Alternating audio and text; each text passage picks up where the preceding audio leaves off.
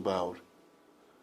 But when you go to the older types in Africa and looking at the so-called Twa people or the Kakoi people, the ones who speak with the click languages, their skin colors range from, well, I have to defer to Brother Brown here, who's seen those people. And some of them are light red or high yellow, or some of them are dark brown, some of them are purple black. But in hair texture, what did you see for the hair texture? This. Oh, you can't pull it out. The wiry hair? Okay. So it's more of the curly hair. Yeah. And yet it is made reference to that the people who were present as your Dravidians had straight hair, but the dark skin tone. And certainly Africoid features a wide range. And that is true of people present in the North and South Americas as well. So I'm of the opinion that the hair color, the hair texture change in a result to the local environment of probably with foods that were being eaten, or also an adaptation to the climate. Now the climate is certainly warm. 120-degree heat ain't nothing new. But the question, what role does woolly hair play in a hot environment? It allows for more cooling of the scalp because the hair is curled up, and and as the perspiration goes across the head, it can then cool down the brain case. But I think there's also a food connection. So I don't know what that is at this time. But the question comes, what about the types? Now, in looking at in Africa, there are, if you go into a thing called, this is on the genealogy of the Prophet Muhammad, a very, very important article written by Wayne Chandler in the Journal of African Civilization. It says that the people who are present now are in Saudi Arabia or the Arabian Peninsula, or in North Africa, are considered to be either the blue or the red. Now, by blue, it's referring to blue-black.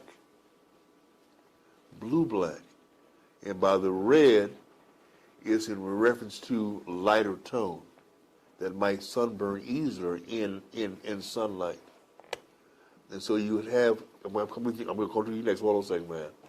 So you may have, now true in North Africa, there were incursions post-Ice Age of certain Germanic tribes who went all the way from Germany, northwestern Europe, all the way, and then crossed over and entered North America and moved into places that are later to be called like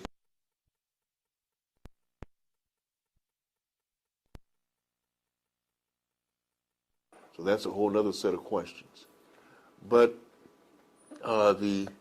my take, I have not been to India. You have. You have not. But have you seen, but I've heard that, and I asked this question to Sister Kefa this just today. And she made reference to Dr. Yosemba Jakanen, who said he had seen or knew of a group of Africans, one tribe that had a shade of black that was even more black than blue-black. So, in a rule, on that one, I would say that the people who have your color and my color are more the same. That one, it speaks to some recent mixture, not distant mixture. We're talking about the past 4 or 5 generations. We look at people present in Mexico, we lose sight of the fact that the vice president of the first, when they first became free, was a black man. That black folks were moving into Mexico and in Texas to escape slavery. And black folks and brown people in Mexico fought united wars against slavery all along that border. In a place like California, the last governor of California was named Pico Pico, a black man. And so when I go down the street Pico, I know it's in reference to Pico Pico. Yet there's also another twist. The name for California is Califana, who was the name of an African Amazon warrior queen who had moved from North Africa to Baja, California. And records for her are in the state museum, in the museum in Sacramento. So that there's a lot.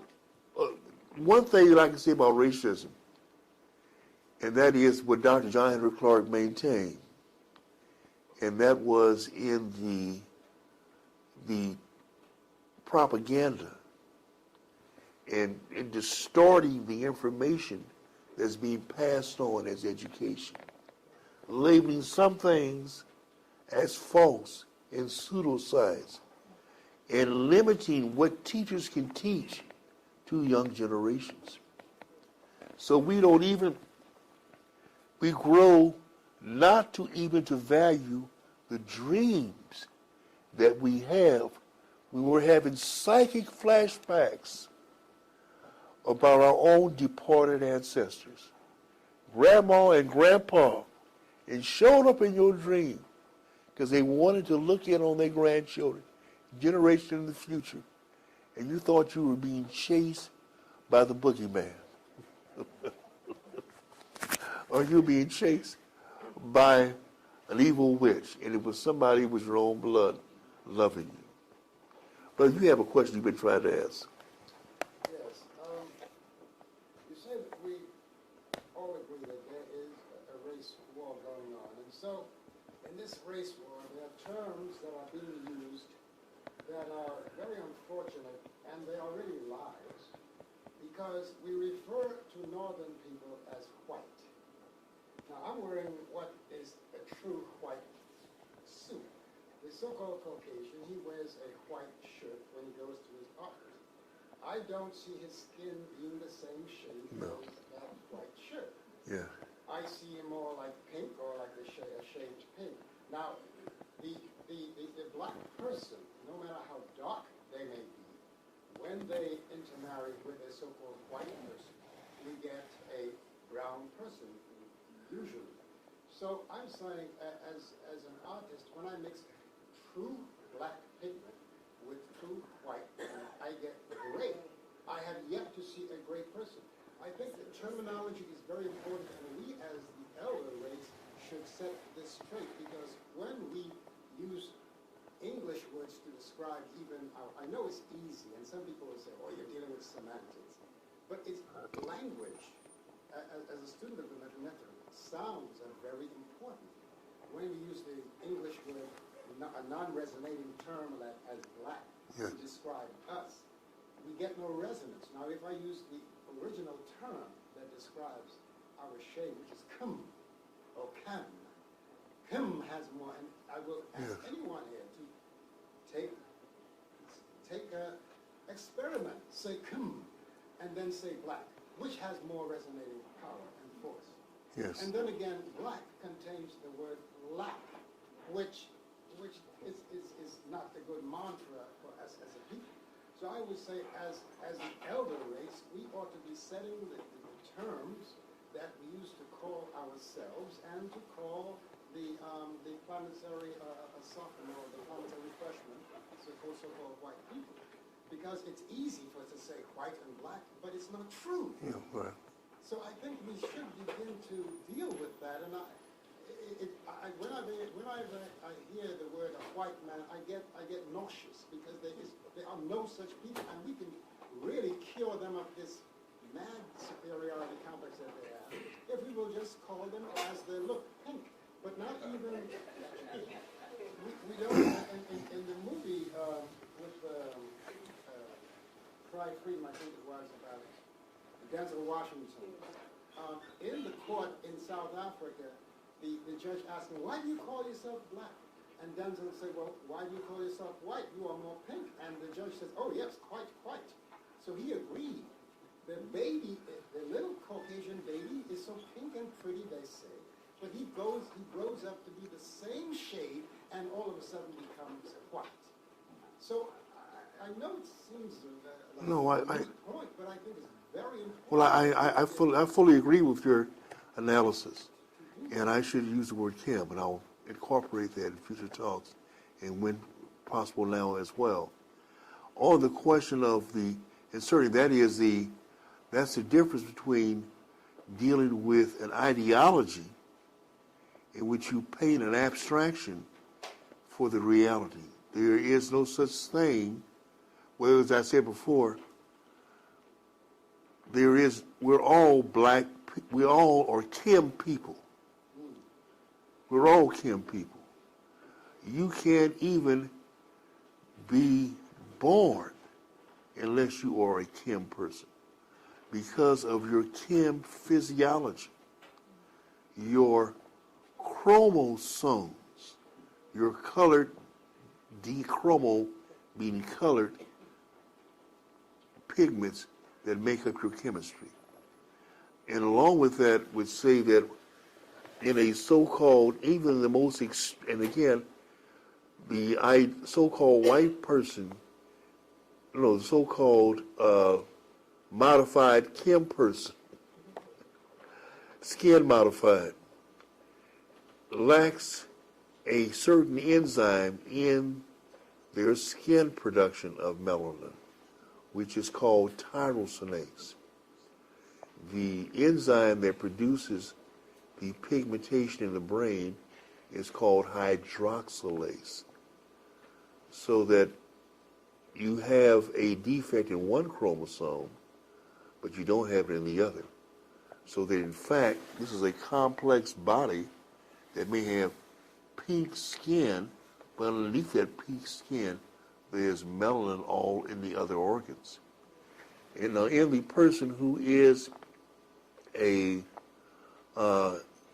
albino, when you look at their eyes tend to look red because they don't have the pigment in the iris, and you're seeing the blood in the blood vessels shine through on the upper levels.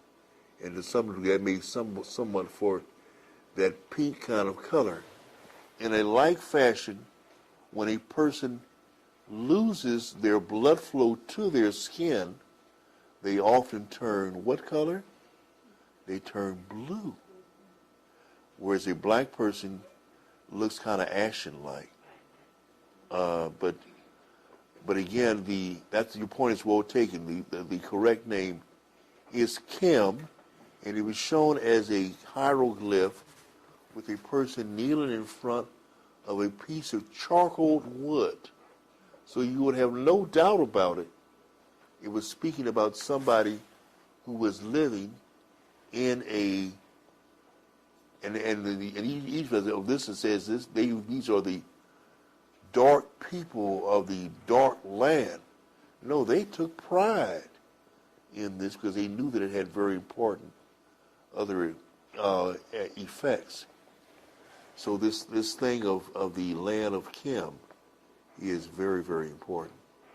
And so that this idealized so-called white person is not in fact white, but they have some coloration as well. And for those other groups that are trying to pass and trying to reach and be accepted by, I had a light-skinned girlfriend at one time, and she was always wanting these steroids to put on her knuckles because her light skin tone the blackness in her light skin tone would show up in the creases on her knuckles. And she was trying to cover that over. But now, do we have any other questions? Okay, we have two more, then we're going to go. Any of you need to go to the restroom or get something? Okay, yes, your question, my sister. Hi. I have a question concerning gigantism. I have a question concerning gigantism. Gigantism. Yes. You had mentioned in South Africa at the Yes. observatory there were footprints Yes. embedded in the granite that indicated a person of That was possibly as tall as 30 feet tall. well, I've read where they found different remains of gigantic people, like in Peru. Yes. There was one done, a find done not too long ago, and they were finding them in North America. Yes. So, what's your theory about how gigantic Well, I think, people were? my at this point, I'm still learning more about the question. But I would venture at this early point to say it may pivot around the carbon cycle. That when carbon ends up in the atmosphere in high levels, then there's more gigantism in both the plant kingdom and in the animal kingdom. Now, what produces high carbon cycles is not just all the result of industrial pollution. It also is a function of the circling of the carbon from the atmosphere into its ocean bed stores and into its mantle and stores in the Earth's inner core. That we have large amounts of vegetation and animal remains that have passed away, gone underground, under pressure, been converted into water and petroleum, high carbon products. And when that is released through volcanic activity, it cycles high again in the atmosphere. So in times in the past, there have been giant creatures, both animal and plants, if the carbon dioxide cycle was tall enough or high enough, and that in some way promotes things. Now it is true that when we look at the human story, the recent human story, the early people were small in stature. So the Twa people are said to be half the size of the adult human, as an adult African or Kim person now. But they're roughly around a little bit more than 3 feet tall. But they are normal in proportions in every other kind of way. And are also, except for when I talked to one person, and that was Dr. Rosalind Jeffries. She wrote a paper on the Twa, and it just threw me up on out of here. Because I had heard a rumor. I have a relative who has worked for the U.S. government and has been placed in Africa in various places. And he had heard a story, and he told me about this story. And when I asked him years later, he had forgotten it or could not tell me it again. And he said that there was a reception being given someplace in West Africa, be it Nigeria or Ghana, and they were going to have some Twa people who were high priests present. And so all these people of high rank went to this certain setting, to a small building out in the bush. And there were these Twa people who spoke every language on the planet. Wow. And they were telepathic. You could ask them any question. If they chose to answer your question, they could tell you about your future and what was to happen with certain things. But what Rosalind Jeffries told me about was the Twa is divided into two groups. And this came from time that she had started her career, was based in Ghana, and it talked about the Twa people who chose to be seen. Hear that? Chose to be seen. And there were other Twa who chose not to be seen. And they could be right around you, but you couldn't even see them. But they could communicate in animal sounds. You would hear birds or animals in the bush, and they were communicating with each other. But it showed that when you had a Twa statue, they had some wooden statues, and it had a husband and a wife combination. But rather than showing them with 4 legs, it showed them with 3 legs. The leg, when they stood side by side, was 1 leg, and the feet were turned backward, showing that they moved in the spirit realm. They could materialize and dematerialize. And they could go in between the material realm and into other dimensions. So that's a very important concept I think in the African worldview about this so-called dark matter realm, about these other realms of existence and the communication that goes back and forth. Yeah, I got one question ahead of Brother Brown? No, he can get his question. Yes. Well, Scott. So, I heard that Einstein was very afraid of dark matter. I wanted to know why he was so afraid of, in your studies, have you come across why he was so afraid of dark matter? I have not been a student of Einstein to that degree. I met his sister when I was a medical student working the summer before I started med school in a neurology research lab at the University of California, San Francisco. And there was his sister, and she worked in the lab adjacent to this lab that I worked with Frank Yatsu and Robert Fishman. And what vibe did I get from her? She looked like standard crazy white girl.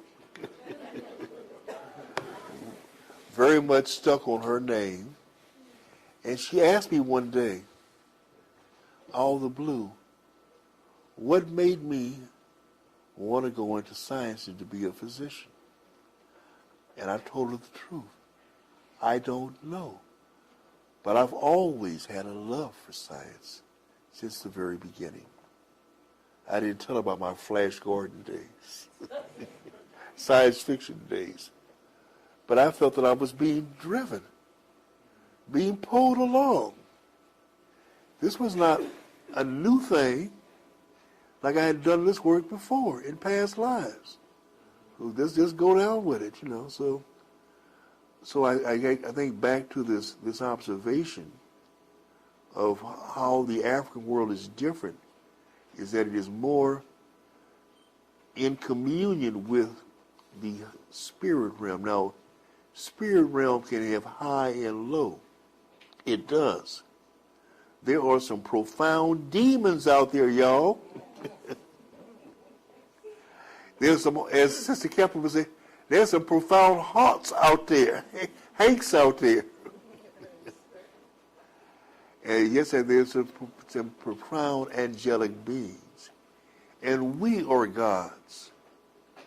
We are gods trying to find our angelic destiny. What are we being put here to do?